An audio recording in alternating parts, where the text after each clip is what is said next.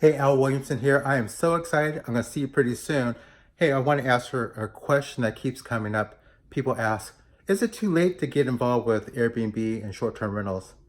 And I say absolutely, absolutely not.